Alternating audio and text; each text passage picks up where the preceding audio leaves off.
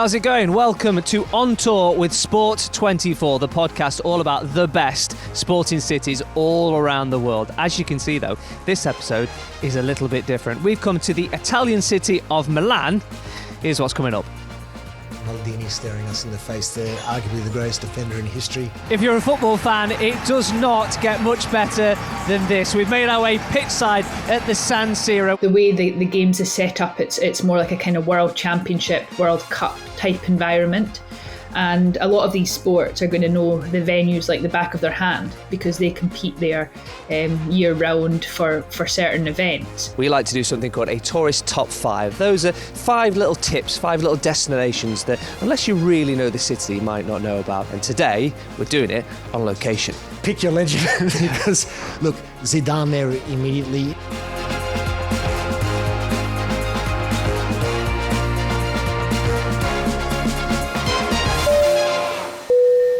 Ladies and gentlemen, on behalf of Sport 24, we'd like to welcome you to Milan.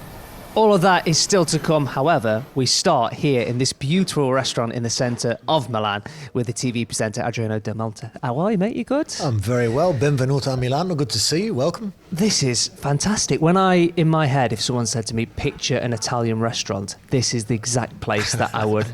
I'm glad we're off to a good start. Look, yeah. There's football memorabilia all over the wall. Just today we've seen a few legends already walk in here. Who knows who else comes in now? But no, it's a local for me, my second home here in this beautiful city. So what tends to happen in this podcast, I know because you listen to them all, you'll be more than aware of this, is we start on the pretense that we're talking about sport, but it always goes off into food. And we usually end by saying, can you tell us a favourite restaurant, a little tip? So the reason why we are here is because, as you say, this is your favourite place in all of Milan. Absolutely. So we start here. This one's an extra special episode. No, this year, Osteria del Corso in Milan. Corso Garibaldi is a must. All my friends who visit always come here and make sure that they enjoy the local cuisine.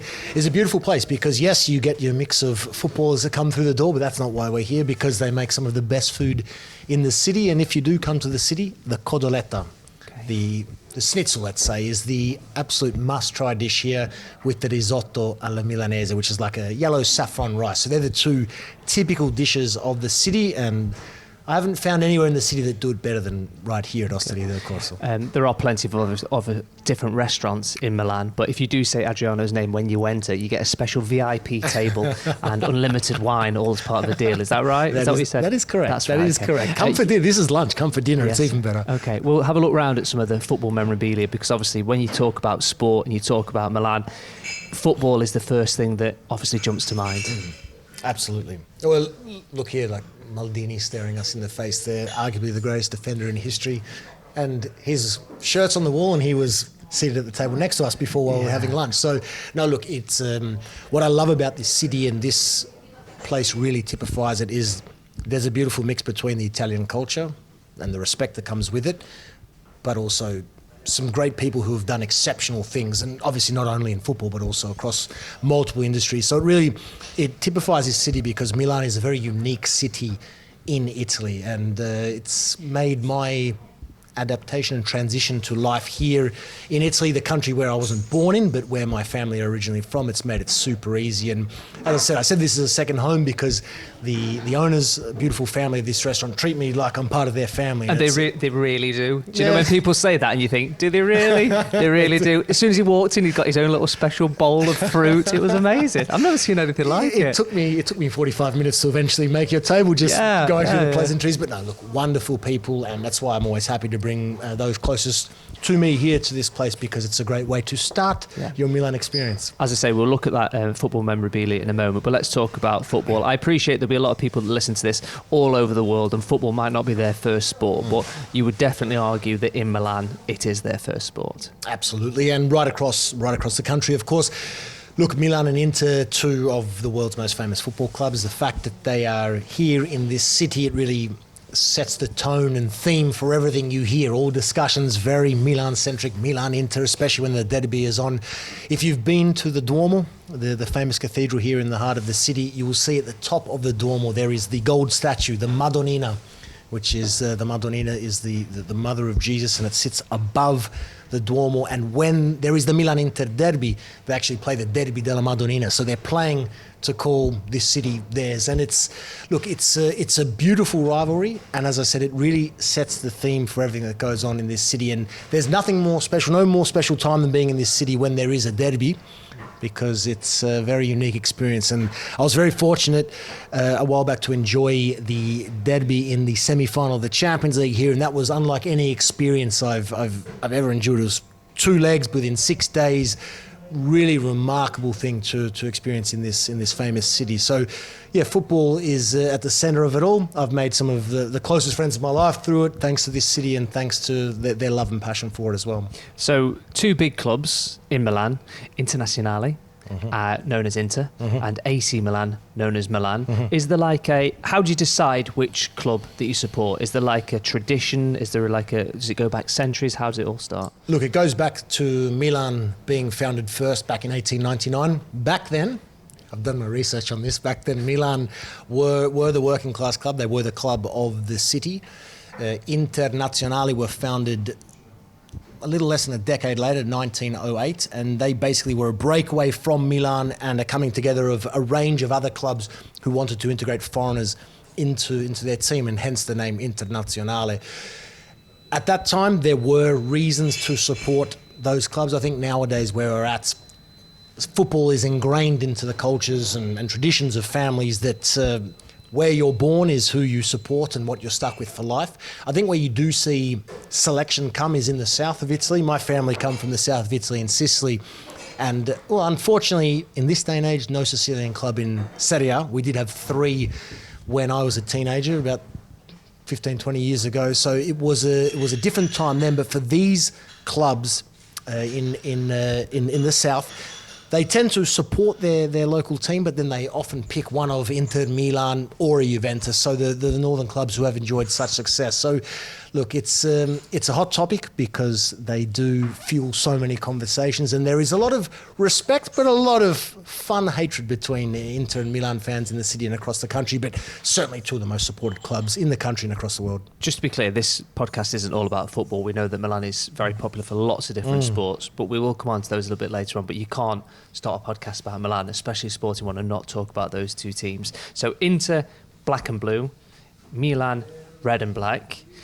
But the thing that they share together, apart from obviously being the same cities, they share the same ground. Now, if you have got any interest in football, in soccer, whatever you want to call it, you will know the San Siro, because you know when people go on about an iconic venue and you're like, is it really an iconic venue? Is it? When you go to the San Siro, what a place that is. What a place. Look, I'm very blessed to cover football across the continents, across the world. Have been very blessed to be pitchside at so many world-class stadiums, but for me, San Siro is number 1. It is unique, it is historic, it has the atmosphere, the energy, and every time I'm there pitchside, I do have to pinch myself because I grew up in Australia, hence my accent. I grew up in Australia watching on television and always looked on in awe of this incredible stadium. And the fact now that I guess I live 15 minutes away from there and am able to enjoy that pitchside, it is so unique and so special. And I've taken friends from all corners of the globe to experience it, and seeing the joy in their expressions and their experiences there gives me goosebumps, because it's just truly, truly special. San Siro is such a symbolic stadium for Italian football. The Italian national team, not so recently, but over the journey, have had so many incredible moments in this venue, and it's just something else. You step inside there and you think about the legends, particularly in the 90s and 2000s, who played for Milan and Inter, and you're on the same pitch or you're inside the same stadium as they were. The noise, the fact the stadium shakes, it just has the makings of the perfect football experience. So I encourage any football fan listening on, any sports fan, no, any person, don't even have to be a fan of sport.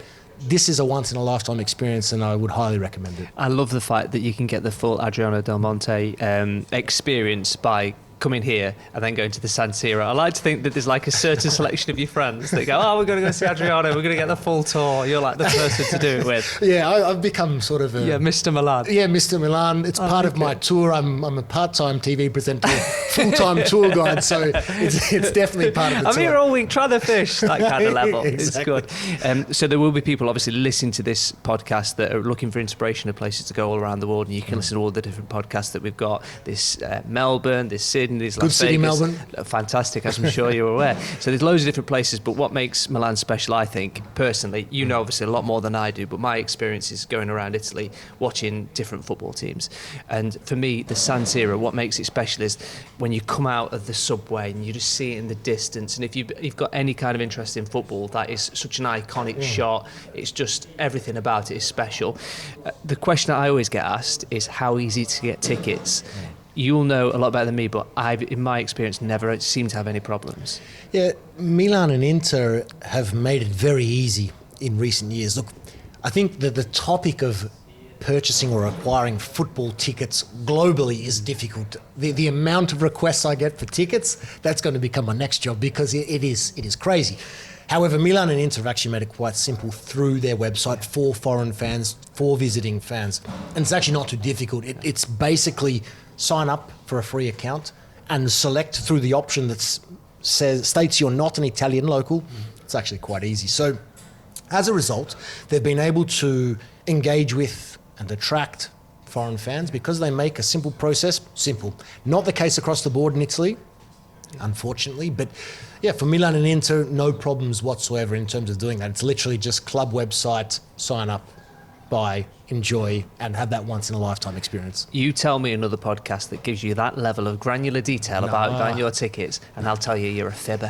One does not exist. That's not what it's like. Doesn't exist. Right, we've got to. I played it cool for as long as possible. This is an unbelievable restaurant. Can I let people into a little bit of a secret? Go for it. So, right, I pride myself on being very, very lucky into getting to do this job and going to meet lots of different people. And my rule of thumb is never ask people for an autograph. Never, ever, ever, ever, ever. I'm happy to sign. Yeah. But when we saw Christian Vieri, of course, that was my exception to the rule. So imagine the scene, right? We are sitting here, obviously enjoying Adriano's company. Fantastic, as you would expect. You can see the full experience. And then all of a sudden, Christian Vieri's on the next table. And then we're like, right, okay, I can live with that. Might have been the world's most expensive player. I can live with that. I can deal with it. Then Adriano rocks back in his chair and just goes, Maldini's just walked in. That is true. Should we go and have a look at some of the... Yeah, let's do it. Okay. Let's do it. Right, show me around. There's a lot to see here. Yeah, should we start on this one? Yeah, it seems like the most obvious one. All right, well, pick your legend because, look, Zidane there immediately. Zidane not here so regularly in the recent time, but I mean, a player who's come here a lot, obviously signed that there, Del Piero, Maldini, legends of football. And again, it's what makes this place so special and so unique, because they can come here and relax and enjoy and be treated like they're in a normal environment. That's what I love about this city as well. Again, it has that balance between legends who have done amazing things in football and other industries, but also, a place for them to just come, relax and enjoy. And they very rarely get hassled by people wanting autographs, basically? Very rarely. Again, okay, so you're trying to shame me, is that what you're trying to say? Yes, that was the one. Yeah. Look, they do, especially the younger children. But look, especially on game days, they do get swarmed because people know this place. But no, the city is like that, where there are a lot of people here doing wonderful things across multiple industries. I think here, obviously, food, fashion, football. There's a lot going on here in this city. So people respect people for doing what they're doing. A lot of people come here to do business and do big things, and as a result, it's just another person doing another big thing is the mindset. It's almost like I don't want to ruin it for them. Do you know what I mean? I don't want people to know about this place because I want them to be able to relax. Do you know what I mean? I don't want to tell anyone. Just scratch it. Just if you've been told, forget it. These are the ones that are probably the most impressive in terms of shirts. Yes. So this is. Do you want to explain what this one is? Well, this one, Maldini. Of course, we know all the success Maldini has had. I love the badge there on the left arm. Yeah. Seven European Cups for Milan. It's a club Italy's most famous club internationally. There's always that debate, who is more supported, who is better known, Milan or Juventus, but the 7 European Cups for Milan is something very special. And that one on the top there, Lionel Messi, I heard the story very recently. I might need to get a freshen up from the team here, but Messi was here in a fashion week in 2009-10, and he had lunch here and personally signed that here at lunch. So everyone and anyone has been inside this restaurant. So consider yourself we're very lucky, because that's one of many. And there's also a painting for, I'm calling him my mate now. Okay, our mate. I think people that have listened to this podcast now will know that we're friendly enough. Do you want to explain? So Bobo, Christian Vieri, Bobo Vieri signed it here, 32. The funny thing about this is that the wonderful family here, they're all Juventus fans. And Vieri spent only one season at Juventus. I think this will be the only mural in Italy that is a Juventus Vieri, but that's how much they love the club. Of course, he spent, I think, 6 seasons at Inter, but he played for 17 or made 17 or 18 different switches throughout his career, but clearly one of Italy's best ever players. And the fact that he sits right there and has lunch every day, and yeah, I'm here most days of the week with him as well. It's very, very cool. Humble, super chill, super normal guy who's had an amazing career and now living a very comfortable family life here in this beautiful city. And he doesn't mind getting hassled by people trying to sign Doesn't old mind shirts, getting hassled by nice. the kids and people trying to get stuff signed. Is all good. There's another nice Del Piero one down there as well. Del Piero, he was my brother's idol growing up, and now I do a lot of work with him pitch side for various networks. So it's, special. You see that when you come in, and you see Vieri when you eat. Now, if you listen to this podcast regularly, or I suppose watch it now, we like to do something called a tourist top 5. Those are 5 little tips, 5 little destinations that, unless you really know the city, you might not know about, just to make you feel a little bit more at home. And today, we're doing it on location. Location number 1 for my tourist top 5 on our trip to Milan is this place. It's called Egalite. It's a little bakery cafe spot in the centre of Milan.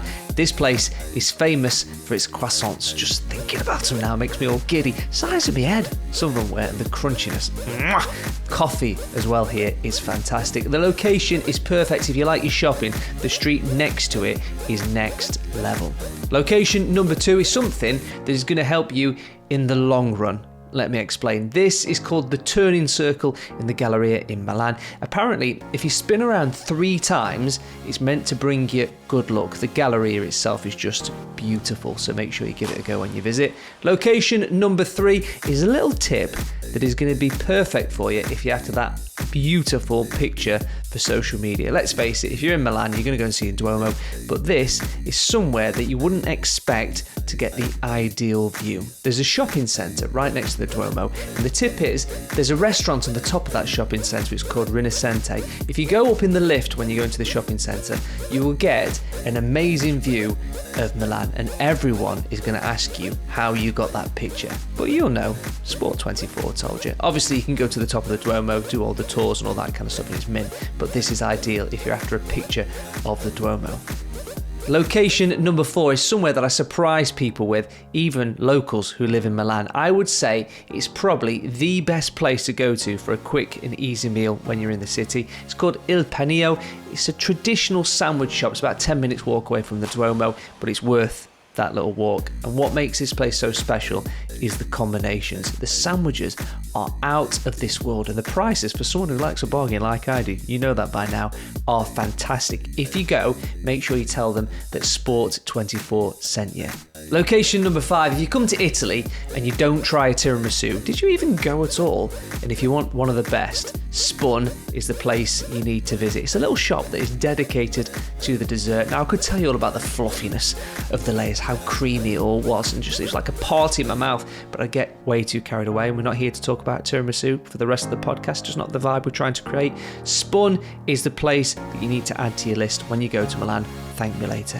As always, they are my top 5, but if you disagree, you think I missed somewhere, get in touch on social media. If we're talking this region, right near Milan, in the Lombardia region, we have Como, who are 50 minutes away on the train, €4, €5. It's right there on the water. Beautiful stadium, Serie A, amazing experience. We have Monza, who obviously a lot goes on in Monza. There's motorsport, and Monza in Serie A. It's amazing, just really so special that these clubs are all so close. But for me, my favourite, Atalanta. Atalanta, one of the stories in world football in recent years. New stadium, Bergamo, one of the most beautiful cities here in the north of Italy, and it is a remarkable experience. The atmosphere inside the stadium as well. I really feel every stadium in Italy needs to be like this one, particularly for the smaller clubs, with respect. Atalanta, with this new stadium, 25 or so thousand, it sounds like 100,000 in there. The atmosphere is crazy, the team play magnificent football, and it's just a great experience and a great day or couple of days you can spend in a really beautiful part of the country, which I'd say is very underrated. Not really high on tourist lists, but it's certainly one worth visiting. Yeah, obviously you'll know a lot more about Italian football than me, but I've been lucky enough to go to quite a few Italian football matches. And for me, the beauty of Atalanta is, like you say, if you've been to the San Siro, fantastic stadium, but Bergamo is a place that you don't really hear a lot about. And if you go up into the top of the hills, beautiful. The food is amazing. It's not an expensive city. Bergamo Airport is, well, right next to it. It's pretty much there. But the experience of Atalanta for me is probably my favourite footballing experience in Italy. And the reason being is that I've never known friendlier fans. So from the moment me and a load of friends went, we got there and we had some nice food, had an ice cream. It was a beautiful day. The flags were waving. We went in, we sat down, but everyone wanted to chat to you. It wasn't just, you go to football matches, sometimes it can feel a little bit, I'm not so sure if I want to get into conversations, but that felt like a proper community place and everyone was really engaged. Well, that's what makes football so special, right? It is look, Atalanta are a big club now. Yeah. They are a big club, but they play in a very small town. And the fact that they've welcomed some of Europe's biggest and best clubs to their stadium in their Champions League experiences is just remarkable. And so you have this team bonded, united together by this incredible club, and it makes for an amazing experience. It really, really does. And Bergamo as a city, as I'm sure you've experienced from your time there, there's two parts of the city, Città Bassa, Città Alta. One is the old town, one is the new town.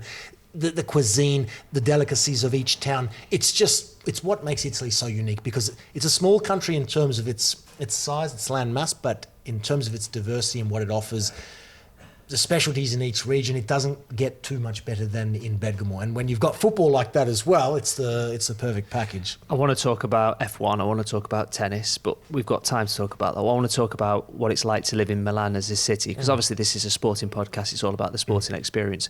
But for you, and all the places that you lived and you've been to, what makes Milan the place to put down roots? Look, I've been very lucky to live in multiple continents, countries through my work, over my journey. I think I found the perfect home here in Milan. And the reason I say that is because origins are Italian, born in Australia. I love the fast pace of a New York City. It's my favourite city in the world, but I love that sort of pace. But what I found here in Milan is, unlike most other parts of Italy, Milan has the perfect balance between the Italian culture, which is slow-paced, relaxed, respectful, based on values of family and food first and foremost, people and food first and foremost. But there is that business side to it. There is that attitude to get out there and go do something big and take yourself forward, that progressive mindset, which I really thrive off as an individual. So I've found a place where I can really express myself in my best manner. If I want that slow pace, relaxed lunch, as they do here every day, they come, they pause for lunch. It's a beautiful part of the culture, because every day, even though they're working very hard, lunch is a thing that you do with your colleagues, with your family, phones down, laptops down, 1 hour of lunch. Spend time with someone and really get to know that person. And then we'll work an hour later in the day, but we'll pause for lunch, not quickly eat a sandwich at our desk and quickly get on with the job. And that really is infectious, that value on people and coming together. And you see that here in Milan, despite it being a fast-paced city for the southern Italians, where my family come from. My family from Sicily come here and say, this is too fast, this city. It's just, and I'm like, well, no, it's actually very slow. But I take the faster side out of it when it comes to business and production and progression. So for me, it's the perfect Italian city with a progressive mindset, but not shying away from the values that make this country so unique and special. Yeah, you mentioned that as well. And when you come here, it's one of those places it's really easy to get to because of the airports that serve Milan. But also, it's what I think will be really kind of liberating for a lot of people is how easy it is to access other parts of the country. So if you're thinking, I'm going to go to Italy, it may be like, right, next summer, this is the one I'm going to go and explore Italy. It's so straightforward to get to, and then once you get into here, you get to see this city, which is a fantastic city. It's got old stuff, it's got new stuff, it's got everything you want, as you just so beautifully pointed out. But also to get to those other places, it's so straightforward. Oh, it's straightforward, and particularly here in Milan, we have a metro system that works very well. The city's walkable, it's not too big, and you've got high density, a lot to do and see, but it is a place which I always encourage people, enjoy the lifestyle experience in this city. It's not a Rome where there's the Colosseum, the Trevi Fountain, the Vatican. There are a couple of tourist sites, but it is more about immersing yourself in the culture and just enjoying and embracing that unique culture to Milan and Italy. I also, if there are any people thinking about coming over, I will always encourage not to come in August. That's just my one tip. August is extremely hot here, and even my friends here at the restaurant, they go down south because it's too hot in the city, so they go away for the summer period. We have a Ferragosto, which is sort of a national holiday, and people often go away then. So if you are looking to visit next summer or any summer, don't make it in August because you won't see as much activity, but look, it's a wonderful city that can be enjoyed really in any season. And even your guide service is off during the month of August. Hey, my guide services 12 months. 11 months of the year. You're laughing. 11 months of the year. So this podcast, as we mentioned, is about sport. It's not just about football, but it's clear why we spend so much time talking about football when we talk about Milan. Other big sports, we've got to talk about F1. Mm-hmm. From where we're sitting now, not that far away. Is it somewhere that you've been before? Tell us a bit about the track. I have. Look, I'm very lucky growing up in Melbourne in Australia because the two other big sports here now, Formula One and tennis, are two sports I grew up watching. Melbourne, we used to host the season opener in the Formula One, and obviously the Australian Open Grand Slam. We've always had that as well to start the season in tennis. And it's, they're sports I've followed very closely. And Formula One, the fact it's up the road here in Monza, another time of year when I always have friends visiting from Australia and they do the San Siro and the Monza Grand Prix double. It's truly, truly special. Again, another sport, obviously, I grew up watching on the television in Australia, and the fact it's now up the road. Monza is 25, 30 minutes on the train. Costs nothing to get there. It's remarkable. But this is where it all happens. And Monza, look, we spoke about Bergamo earlier, not as unique or as beautiful with respect to a Bergamo. Bergamo is truly a very special place, but Monza, historic, iconic. And obviously motorsport, when we talk Formula One, MotoGP, two sports that every Italian loves. It's just obviously the Ferrari connections, the likes of Valentino Rossi in the MotoGP world. I don't think there are too many Italians who haven't had one or both of those posters on their walls growing up, because I would say it was every Italian's second sport until the emergence of tennis here, but it's something which Italians truly adore, and it's been a great thrill to get up there a couple of times as well. You touched on it there about how close it is. It's something that you can easily stay in Milan and go there and back. Of course, and most people do. Again, if you're visiting Bergamo, I'd probably advise to stay in Bergamo because it is a little further away, and particularly if you're watching an evening match there, it can sometimes be difficult to get back to the station and then a train back very late. Probably better to stay in Bergamo, but Monza, 30 minutes on the train, very, very easy to navigate.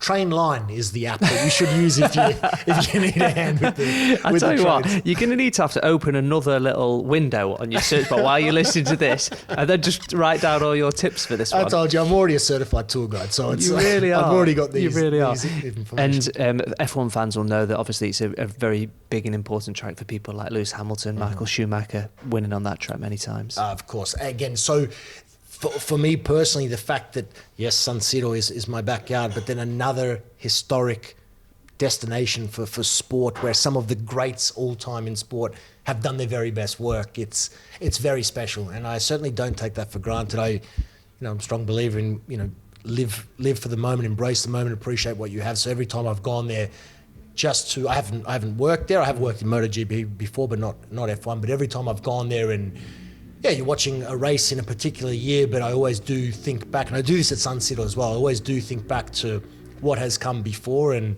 the fact that, I may not be watching them do their thing now with Michael Schumacher, but I grew up watching this, and now I'm here where he did this, and I always try and appreciate and respect the moment. When you talk about Italy being represented, Ferrari, obviously the thing that a lot of people will think about when it comes to Italian and F1 motor racing. Can you describe what it's like when the Ferrari team are announced, when they're going around the track at Monza? What's that like? Yeah. I imagine it just lifts off, doesn't it? Yeah, again, I've had the same experience going to the Formula One very regularly in Melbourne in Australia because of big Italian population there, and obviously Monza another level. But again, that connection, that's us, that's ours. Italians are so proud, and it is, it's a roar that can be likened to a football stadium. It's a similar San Siro experience, sound and energy and feel. And again, just being appreciative of being able to live those precious moments. And for me, as an individual who was born in a different country, raised by this country's values, it just makes you feel more connected to where my family came from. And it's, hopefully I've got many more to come in me, because they're each and every time very special, very unique experiences. If you're a big F1 fan, alongside Monza, obviously, it's also worth coming here if you're in the centre of Milan. This is the flagship Ferrari store. Inside, it's got loads of things like a hanging car from the roof, lots of different memorabilia. You can buy loads of clothes as well. So the flagship store is right in the centre of Milan. It's right next to the Galleria. Adriano, earlier you mentioned about tennis becoming somewhat of the second sport in Italy. Tell me all about it. The emergence of tennis here has been remarkable. It really is the second sport now in the country. The success and the dominance over recent years of Yannick Sinner, especially in the men's, and Paolini, Trevisan emerging in the women's. There's just so much to like about this sport. Italy winning back-to-back Davis Cups, the women winning the equivalent to the Billie Jean King Cup.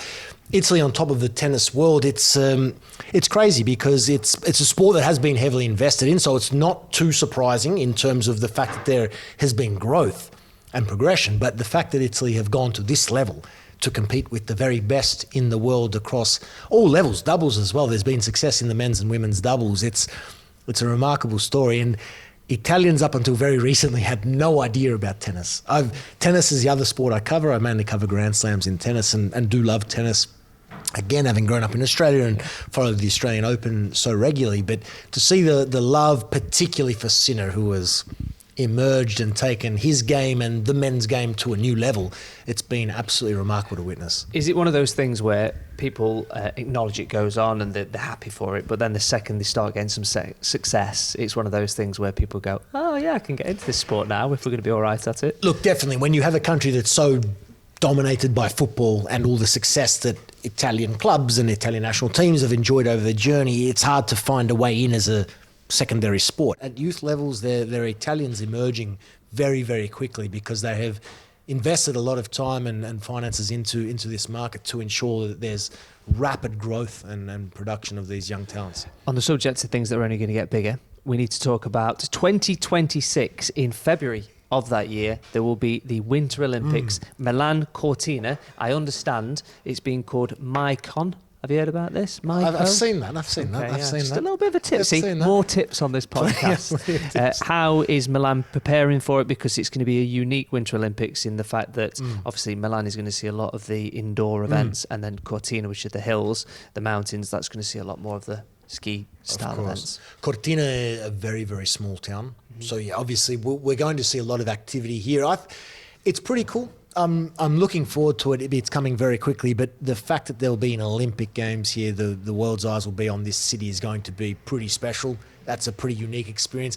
I'm not sure the impact it will have, if any, on the football calendar or how that will be, but we'll see how that plays out. But look, it's something which at the moment is it having a buzz on the city. Not at this stage where, there's advertisements all over the city for it. We know it's coming, and it will be a very special experience. Obviously, Torino had the Winter Olympics a little while back, so it's coming back to Italy, which will be nice to be a part of. There'll be some very unique work opportunities as well, being already based here, which I think I'm really looking forward to, because I've ticked off a lot of the football opportunities, but I haven't quite ticked off a Winter Olympics. So that will be, I think it will be special. And look, I think when the time comes, this will be, again, as Italians do, it will be a city that come together and a country that come together and really passionately support it.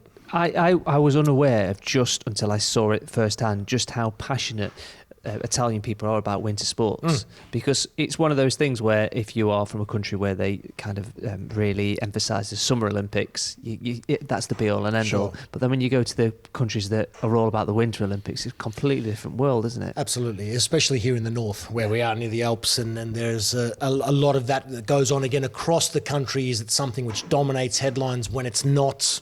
The moment, no, but there is a lot of interest, particularly here up north, in exactly that. So, look, it's going to be passionately supported, and I can tell you any Italian who participates in it will be a special experience as a fan to be at to watch, because it will be like any other sport when we're participating. Now, with the Winter Olympics in Milan at the start of 2026, one person who's going to be very busy is the Team GB chef de mission and the Olympic gold medalist curler Eve Muirhead. I caught up with her just before heading out to Milan. Eve, thank you so much for joining us on the podcast. I know, obviously, you're going to have a very busy time getting ready for the Winter Olympics. Do you want to explain what your role is? Yes, no, thank you for having me on. It's exciting, just over a year to go. And my role at the Milan Cortina Winter Olympic Games, I'm the chef de mission for Team Great Britain. So I guess that's more or less leading the delegation. And I think my job is to ensure that the preparation of the delegation is top class. We have a bit of a kind of platform for those athletes to perform on and create that top world-class environment so they can perform to their potential when we're out there. Let's talk about the reason why we're here then. Milan, as a city, your thoughts? Oh, I loved it. Absolutely loved it. I've actually only been out a couple times. And of course, it's going to be slightly different when it comes to games time. We always see cities kind of changing, the branding kind of ups, the kind of buzz around the city. But even prior to the games, it's still got that kind of buzz as a city. It is a very compact city, as we know. But you know what? It's just got that nice kind of Italian feel. You know what it's like when you see all the different bakeries, coffee shops. I was very lucky to kind of be in about the organising committee buildings, and even within there, you just got this buzz that something major is happening. So no, Milan as a city is somewhere that, I've only been a couple of times and I've already got a lot of great memories from it. I love the fact that you started talking about food, because what tends to happen in this podcast, Eve, is that we talk originally about the food and about the sport, and then it just descends into chatting about food. So for the purpose of the record, you said it that time. That wasn't me. And coffee. And coffee, of course. How can you forget the coffee?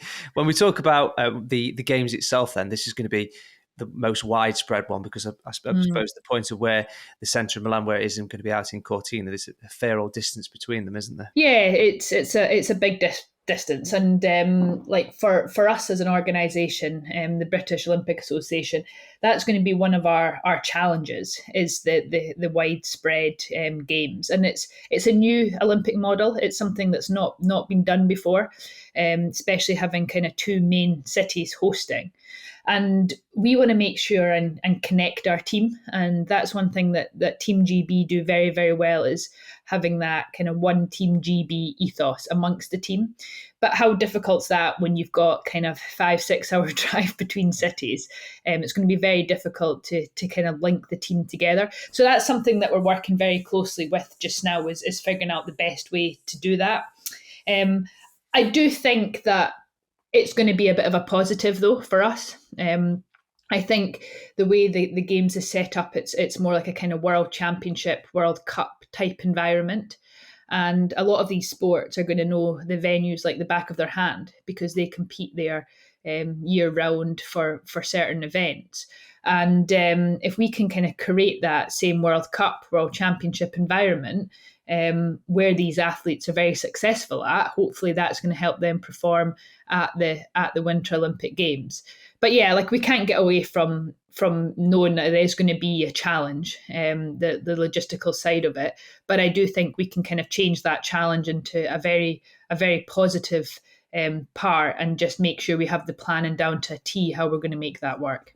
For people that are just fans of winter sports themselves, that want to come and see and experience it, Milan itself, that's going to be where the ice hockey, the skating, the figure skating, the speed skating is going to be. But Cortina, out up in the hills, that's where some of the more obviously the skiing is going to be taking place. Yeah, so Milan's going to be more like the kind of indoor sports, like what you say, the kind of figure skating, ice hockey, speed skating, long track. And then Cortina itself is more, it's like women's alpine, the sliding centre, bobsleigh, luge, skeleton, and of course curling as well. And then you've got Livigno, which is a few hours drive slightly north, and that's where we're going to have the kind of snow sports taking place as well. So yeah, it is going to be, as I said, a challenge. But I think the way it's going to be with the kind of alpine feel amongst these kind of villages within the Italian Alps is going to be a real kind of Winter Games feel. Your sport, of course, curling, people always seem to really get into when it comes to the Winter Olympics. Is it quite strange that it seems like it has this kind of burst in popularity every 4 years? It is, and it's more when I get back home after Winter Olympics and everybody seems to be speaking about curling and how they're just so hooked from it. And of course, everybody's great at sports from their sofa, and even I'm really good from my sofa. But curling being that very kind of tactical game, it always or usually comes down to that kind of very last stone after, like, say, a 2.5 hour game. It comes down to less than an inch, win or lose. So you're always kind of on a knife edge.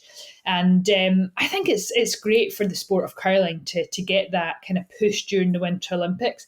I would love to get more coverage throughout the year as well, which we are slowly generating. And I think if we look at the men's curling team just now, got the silver medal in Beijing, ranked number 1 in the world. I think they've got a huge medal chance when it comes to the Winter Olympics. So hopefully we can get as many people hooked to the TV. But again, it's only a couple hours flight from the UK. Like, if you get the chance, like, why not go out there for a week or so and take in the atmosphere, because it's on our doorstep, which it hasn't been for many, many games. Whenever we get someone to come on the podcast, and thank you very much for your time for giving us your kind of insight into this, we always get them to tell us a little bit more about their favourite place in and around Milan. I know you've been a few times, and I'm sure that once it gets to the end of 2026, you will be an expert in Milan. But you mentioned that you've been on a few runs. Obviously, this is a sports podcast, so we are very health conscious. Where was your favourite route for your run? Because we usually ask people for cafe recommendations and things like that, but I thought we can't get an Olympian on and then ask them where they get their favourite croissant. Well, I'll tell you what, I got a lot of very good coffees, I must admit. And I always make sure my run finishes at a good coffee shop. To be honest, route-wise, I'm quite sporadic when it comes to running, and I kind of just run in certain directions until I kind of see nice kind of landmarks, and I don't really plan a route. But as I say, I think up around the cathedral, it was stunning. And you kind of get out the kind of hustle and bustle of the city. And I was out early morning, and it's amazing just to see how the city like wakes up. Yeah. I always find it very similar when I'm down in London as well. Early morning, it's quite kind of quiet, and then suddenly the city like wakes up, and it's got this kind of morning kind of hustle bustle, everyone getting to work. And it was exactly the same out in Milan. It just had that really nice kind of feel. You felt safe all the time as well, which I think is really important. Eve, it's been an absolute pleasure to talk to you. Thank you so much for coming on the podcast. Yes, no, thank you for having me. Adriano, thank you so much for being the perfect person to talk to us about Milan and physically show us around and fill our bellies, which is always the best thing. Best place we've ever recorded one of these, by the way. I'm very happy. Now, one of the things that we always do whenever we get a guest to come on is we always get them to do 2 things. Are you ready? So there's a lot of responsibility on this. Don't just kind of chuck this away and think I'll just tell him anything just to get him out so I can carry on having some nice tiramisu or something. Don't do it. Let's do it. Right, so I need 2 things from you. One is going to be, I need another tip. You've made it quite clear that you're rather passionate about this place. Mm-hmm. So I'm going to ask you for a tip for something else in Milan in a second. The first one, though, is can I have a little phrase that will help people who come to Milan to feel a bit more ingratiated into the community? Can do. Okay. Can do. I'll give you a couple. I'll give you 2 if that's all right. Okay, 2's fine. Yeah, okay. Look, very, very politely across Italy when you come here, just to say a nice greeting, nice to meet you, you want to say piacere. Piacere. Piacere. Piacere. Close enough. Thank you. Yeah, Good start. Piacere. What this does is this just always rolls off the tongue. This just always descends into insulting me about my distinct lack of being able to pronounce anything other than basic English. Let's try the next one. Yes, okay. That's probably better. No, look, so piacere, just nice to meet you. Now, I often hear we'll keep practicing. I often hear foreigners when they come to Italy, sometimes they get it mixed up with Spanish. Guilty. I don't like how your eyes lingered at me there, if I'm honest with you. They were just wondering. We've been polite, this has been fantastic, and then this has just turned into direct insults. Let's teach you how to say thank you, grazie, Grazie. with the grazie. Grazie. Often I hear people say grazie. Now that's not Spanish nor Italian. If you're at fault for that, maybe you are. It's a little wrong. But if you want to say grazie mille, it essentially means 1,000 thanks, or grazie. That's all you need to say. So I'll just keep nodding. Keep nodding politely. Grazie mille. Grazie mille, bravo. What can I say? Piacere. So a friend of mine is a big Milan fan, right? Okay. And so much so that when he went on Mastermind, he did Milan as his specialist subject. Loves Milan and really into it. English, but here we are. And he said to me, what you want to do, Rob? Because he's got a bit of a sense of humour as Casa, the old mate. He said to me, what you want to do is when you go to Italy for the first time, when you're saying thanks to people, like the nice way to say thanks very much or goodbye or something like that, you have to say, ciao bella. Right? So I'm going round and you've obviously brought us to a very nice place. Some of the places I normally go, Adriano, aren't quite as salubrious as this, I can tell you. And when you say to someone, especially a burly gentleman, very good gear. Yes. Very, very good. Well played. Yes, who might not necessarily want to be called this. When you say ciao bella to him and walk out, you don't get the reaction they expect. Do you want to explain what that actually means? May I ask you a question, Rob? What did you think that meant? I just thought it was just like beautiful thanks or something like that. Do you know what I mean? Ciao Cheers, bella. I'm from Stoke. I'm lucky to be here. I think, with all the respect in the world, I think ciao bella would be the easiest thing to translate in Italian. But essentially, ciao bella means hello beautiful to a female. Yes. We would say ciao bello if you're saying hello beautiful to a man, but bella specifically refers to a female. So you said, instead of grazie, ciao bella. Yeah. That's very strange and would have been received well. So imagine being in the back street of Milan, ordering a little bit of pizza, and as you walk out to a man in his late 50s, early 60s, very burly, ciao bella. That's a good story. Yes. I like that one. Yeah. Well played. Right. Genuine final thing now is, obviously, as we've mentioned, this is your favourite place in the entire world. We've got that. You've not stopped wanging on about it since we started. But can you give us another tip of somewhere that maybe this place is full? Where can someone go and get something to eat or some little extra detail, please? This is the number one place in the city. So first here, lunch, dinner. Then if you have a bit more time. No, a good tip. Often tourists go to the Duomo, which is an absolute must-see. It's absolute magic inside and out. It's on the tour. Amazing. It's on the tour. Yeah. It's the first stop. Yeah. I have the perfect photo spot as well. I'm sure you do. I can add that in the notes somewhere. Thank you. But there is a place called Luini, Luini, and they sell very cheap takeaway panzerotti. Now, panzerotti è buono, no? Panzerotti are essentially, in Australia, we call them pasties. I don't know. Oh, yeah. Essentially a pasty, which is like a pastry. But instead of it being a pastry as we know it, like a pie pastry, it is more a doughy donut type flavour filled with cheese and tomato as the original. Okay. And it's hot, it's sweet, it's delicious, and it is amazing to enjoy by the Duomo. So that is definitely my recommendation. Do not go during the prime lunch hours because you'll wait in a 1 hour queue, and we don't like queues on my tour. So you go either early. There's too much to do. Too much to do. We're not losing an hour in a queue.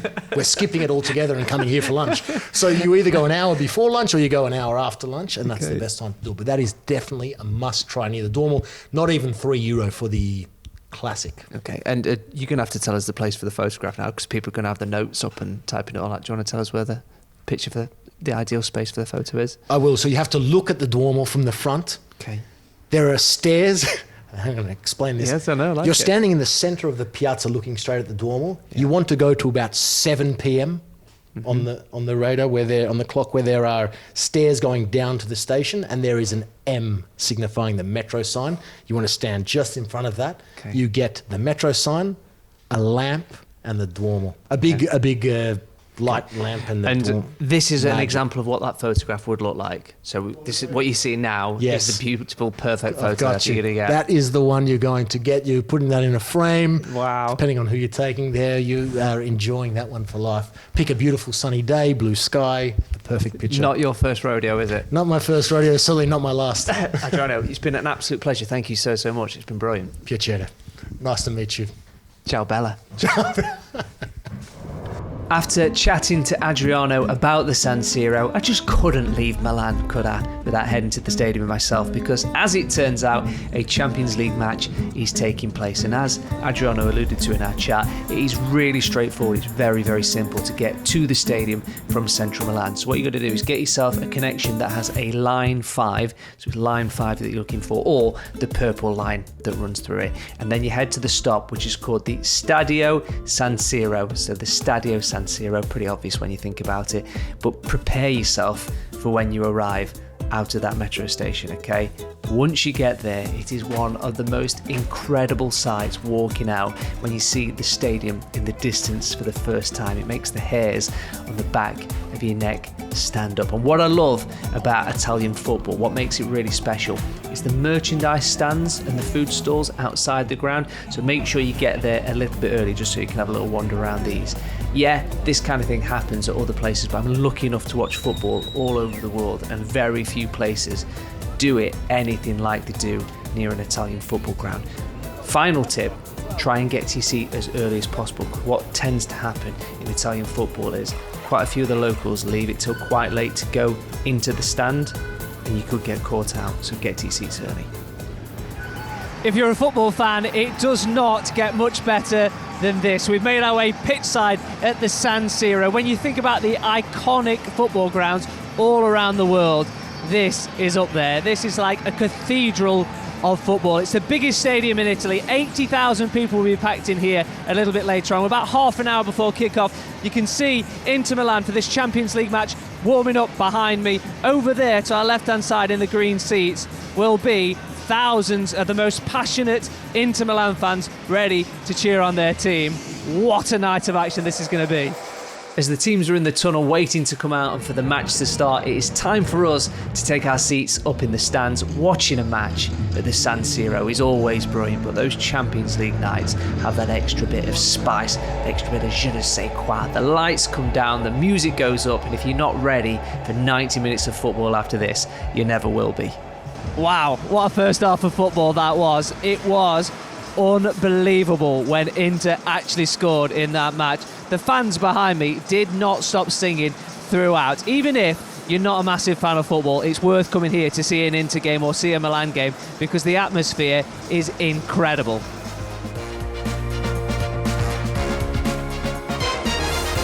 So that is it for this episode of On Tour with Sport 24. Thank you very much for watching. For more information on Sport 24 and to subscribe, just have a look down below. And don't forget, why not give us a little follow on Instagram? I'll see you soon.